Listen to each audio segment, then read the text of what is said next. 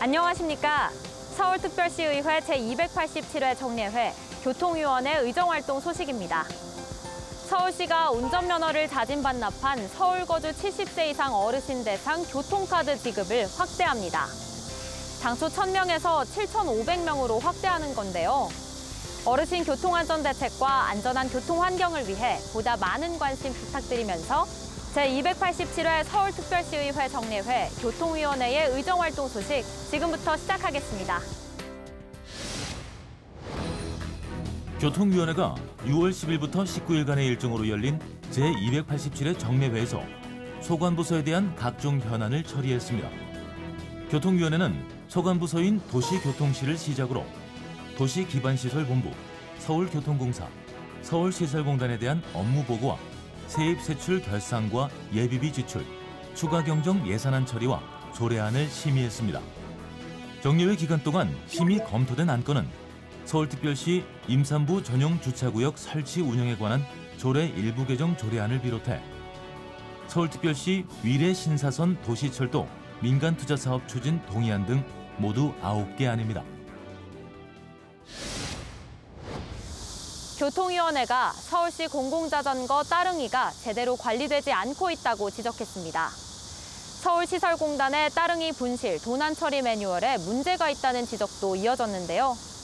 이 밖에도 어떤 논의가 이뤄졌는지 계속해서 교통위원회 의정활동 소식 살펴보겠습니다.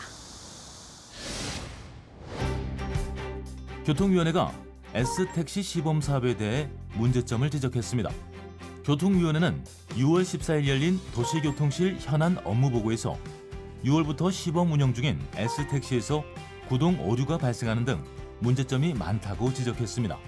프로그램 시범 운영이 제대로 갖춰져서 해도 택시 기사들이 이런 불만이 있고 여러 가지 이용을 할 건지 말 건지 판단할 건데 시범 사업에서 프로그램 자체가 구동이 잘 안 되고 에러가 발생하고 이런 문제가 있으면 시범 사업 효과를 제대로 볼 수 있겠습니까?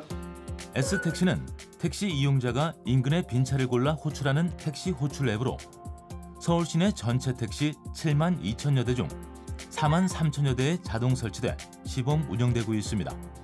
버스 준공영제 시행 후 긴 배차 간격으로 인해 시민들의 불편이 가중되고 있다는 지적도 이어졌습니다. 자치구 특성에 따라서 평균 30분 이상 이렇게 운행계통으로 피해를 보는 것은 오로지 다 시민들의 몫인데 이런 거에 대해서 좀 적극적으로 버스 그 노선의 사각지대를 좀 찾아서 서울시는 2004년부터 대중교통의 공공성 확보를 위해 버스 준공영제를 시행하고 있지만 자치구별 특성이 달라 일부 지역의 경우 버스 배차 간격이 지나치게 커 시민들이 불편을 겪고 있는 상황입니다. 교통위원회가 교통공사 임원들을 대상으로 평가급 기준을 공개해 줄 것을 요구했습니다. 교통위원회는 지난 6월 18일 열린 서울교통공사 현안 업무보고에서 부정수급되고 있는 가족수당을 지적하는 한편 임원 등에 대한 평가급 공개 기준이 문제가 있다고 지적했습니다. 작년 성과급에 대해서 자료를 요청했더니 개인정보법에 의해서 자세한 사안을 주실 수 없다고. 평가급이라는 게 지금 정당하게 여기 보니까 지급 사유, 직무성과에 따른 차등 지급이라고 되어 있네요.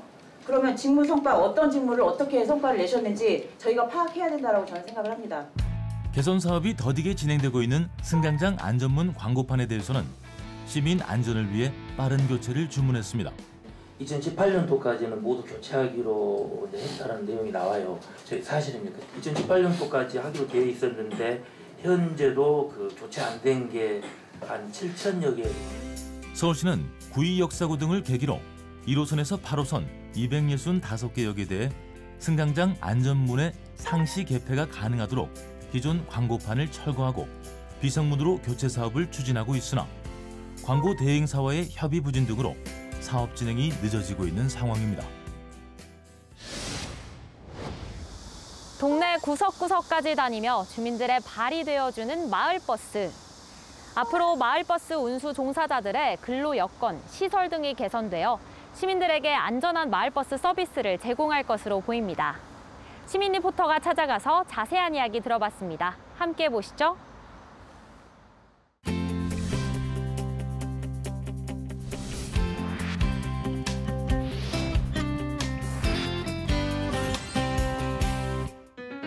저는 매일 회사에 가기 위해 이 마을버스를 이용하고 있습니다. 특히 날씨가 더울 때나 추울 때는 없어서는 안 될 정말 고마운 교통수단인데요. 하지만 마을버스 업체들은 재정난으로 많은 어려움이 있다고 합니다. 2018년 기준 서울의 마을버스 노선은 245개, 버스 차량은 1,581대, 운전자는 3,438명입니다. 하루 평균 약 117만 명의 시민들이 마을버스를 이용하고 있는데요. 80m 이상 고지대에 있는 마을버스 정류장은 504개, 일반 노선버스가 운행하기 어려운 고지대에 거주하는 승객을 마을버스가 수송하고 있습니다. 이처럼 시민들의 반역할을 하고 있는 마을버스 업체 136개사 중 절반이 훌쩍 넘는 84개사가 적자로 경영난을 겪고 있다고 합니다. 대중교통 통합 환승 할인 제도에 따라 시내버스, 지하철과의 환승 할인, 학생과 청소년 운임 할인에 적극 동참하고 있지만 이에 따른 결손액이 채워지지 않기 때문인데요. 그러다 보니 마을버스 운수 종사자들의 근로 여건과 임금 처우 또한 시내버스보다 좋지 못하다고 합니다. 혹시 처우 부분에서 개선되면 좋을 점이 있을까요? 예, 일단은 시내버스에 비해서 급여가 좀 적기 때문에 한 80% 정도만 맞춰주시면 좋을 것 같고, 그다음에 근무 시간이 아무래도 조금 길다 보니까 어느 정도 조정만 가능하다고 하면 마을버스가 좀 더 활성화되지 않을까 그렇게 생각합니다. 이러한 문제들을 해결하기 위해 서울시의회 교통위원회는 지난 6월 3일 서울특별시 마을버스 재정 지원을 위한 토론회를 개최했습니다. 마을버스 업계가 겪고 있는 재정적인 어려움을 진단해보고 마을버스 운수 종사자들의 처우 개선과 마을버스 서비스 개선에 대한 방안도 나왔는데요. 마을버스 업체, 운수 종사자, 그리고 전문가 등 다양한 의견을 모아 상정된 서울특별시 마을버스 재정 지원 및 안전 운행 기준 등에 관한 조례안은 지난 6월 28일 제287회 정례회 본회의에서 가결됐는데요. 마을버스 운수 종사자들의 근로여건 고취, 재정 지원의 근거, 안전시설 개선 지원 등의 내용을 담고 있습니다. 마을버스 업체들의 경영난이 해소되고 운수 종사자들에 대한 처우가 개선된다면 그 혜택을 누리는 사람들은 바로 우리 시민들입니다. 이번 조례안 통과로 더욱 안전한 마을버스 서비스를 기대해 보겠습니다. 내 차 없이도 언제 어디서나 내 차처럼 편리하게 이용할 수 있는 승용차 공유 시스템 나눔카 사업이 지난 7월 3기 시대를 개막하며 나눔카 사업을 확대합니다. 차량 대수를 늘리는 것은 물론 편도 이용이 가능한 통합 편도존도 운영할 방침이라고 하는데요. 나눔카를 통해 교통과 환경이라는 두 마리 토끼를 잡는데 많은 동참 기대하겠습니다. 제287회 서울특별시의회 정례회 교통위원회의 의정활동 소식은 여기까지입니다. 시청해주신 여러분 고맙습니다.